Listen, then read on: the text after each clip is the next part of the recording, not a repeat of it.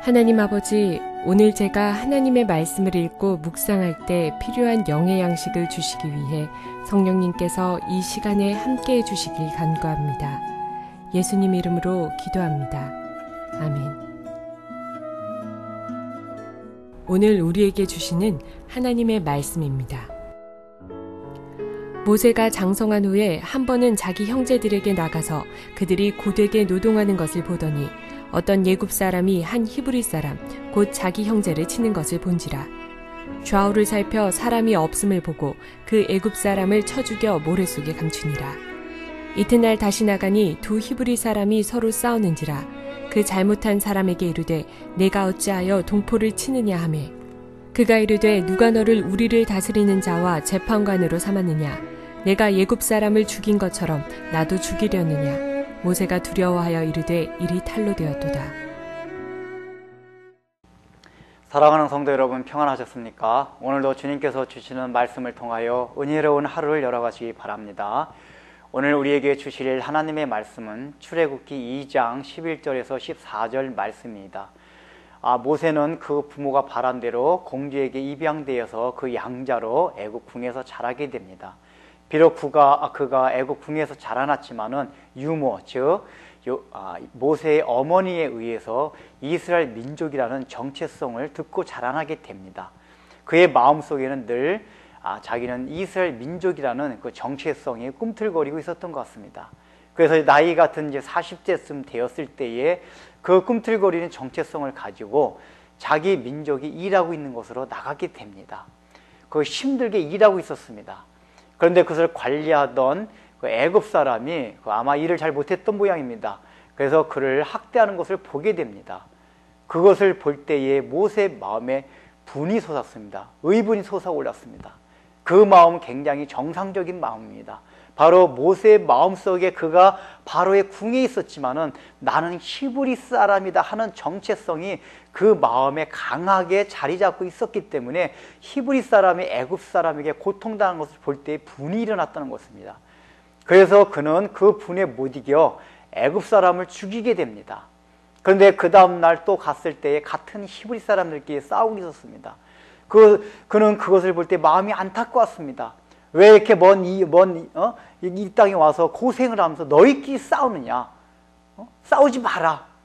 그래서 얘기를 들어보니까 어제 그 애굽 사람한테 괴롭힘을 당했던 그 사람이었습니다. 근데 그 사람이 뭐라고 말합니까? 너가 우리의 심판관이냐? 참견하지 말라 라고 얘기를 합니다. 지금 이런 얘기를 하는 것은 이스라엘 민족의 영적 상태가 얼마나 지금 밑바닥까지 내려가 있는지를 보여주고 있습니다. 분명히 모세는 자기의 은인입니다. 그럼에도 불구하고 자기들 일에 끼어드는 것이 싫었습니다. 여러분, 사람의 본성 가운데 가장 악함이 드러난 때가 언제인지 아십니까? 남한테 잔소리 듣고 남한테 간섭받는 걸 싫어하는 것이 가장 사람의 본성 중에 악한 것이 드러나는 형태입니다. 제가 창세기 강의할 때 초두에 말씀드렸지만은 인간의 죄악이라는 건 윤리 도덕적인 면에서 먼저 나타나는 것이 아니라 그런 자존감의 표현으로 가장 먼저 나타납니다. 즉 이스라엘 민족은 모세가 은인임에도 불구하고 자기 일에 끼어들고 잔소리한다는 그것 때문에 모세에게 싫은 소리를 합니다. 너 빠져라. 너가 뭔데 우리에게 이래라 저래라 하냐? 하라고 하면서 힐난을 합니다. 그 얘기를 듣고 모세는 내가 어제 죽인 것이 탈로 나갔다는 것이 생각하고 이제 미디안으로 도망가게 됩니다. 나중에 바로 왕이 이것을 알게 된 것을 보면은 그 히브리 사람들이 이것을 바로 왕, 그러니까 아마도 애굽의 감독관한테 고발한 것 같습니다. 그래서 그 감독관이 다시 바로 왕에게 그것을 알림으로써 모세가 이 애굽 사람을 죽였다는 것을 바로 왕이 알게 됩니다. 결국은 이 히브리 사람과 모세의 잘못에 의해서 모세는 애굽 궁에서 쫓겨나는 그 일을 당하게 됩니다. 근데 여러분, 오늘 본문에서 중요한 것이 뭡니까?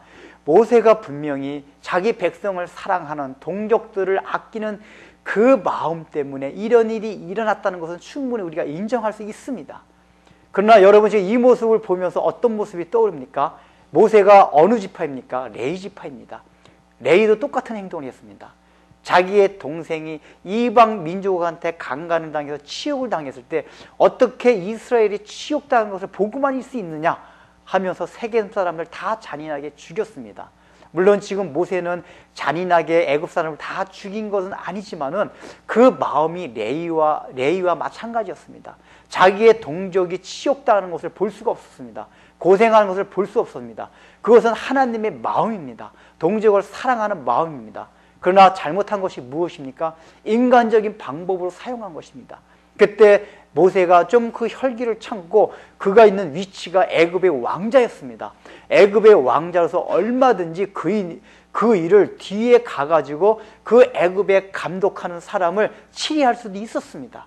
그러나 자기 분에 못 이겨서 인간적인 방법으로 그것을 처리했을 때 그에게 고난이 뒤따른 것입니다. 물론 하나님께서는 그것을 선용하셔서 모세를 훈련시키는 방법으로 사용하긴 했지만은 이 일 자체는 모세가 인간적인 방법을 사용함으로써 하나님의 일을 그르쳤다는 것입니다. 이것이 무엇을 말합니까? 하나님의 일을 하는 데 있어서는 인간적인 방법을 사용하지 말라는 것입니다. 우리의 혈기와 우리의 어떤 기운을 가지고 하나님의 일을 하는 것이 아니라는 것입니다. 늘 하나님의 일을 하는 사람들이 조심해야 될 것은 인간적인 열정에 차고 넘쳐서 하는 것이 아니라 하나님의 뜻을 구하고 하나님의 조용한 음성을 듣는 가운데 하나님의 일을 진정으로 할 수 있다는 것입니다.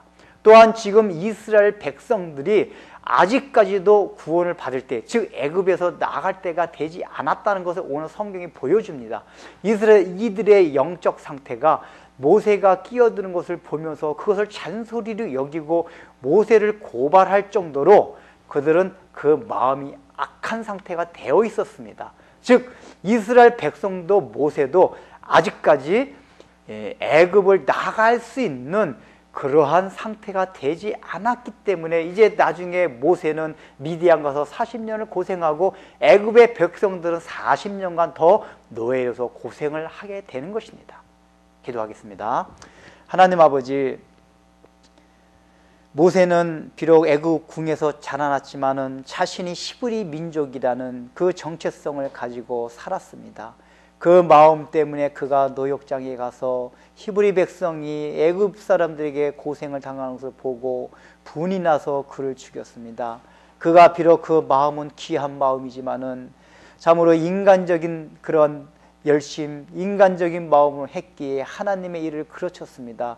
우리가 하나님의 일을 할 때 얼마나 내 열정과 인간적인 그런 열심을 가지고 하는 때가 많이 있습니까? 늘 하나님께서 들려주시는 그 세미한 음성을 들을 수 있도록 우리의 마음이 고요케 하여 주시고 그런 평정된 마음으로 하나님의 일을 함으로 그르치지 않을 수 있는 믿음들을 허락하여 주옵소서. 예수님의 이름으로 기도드립니다. 아멘.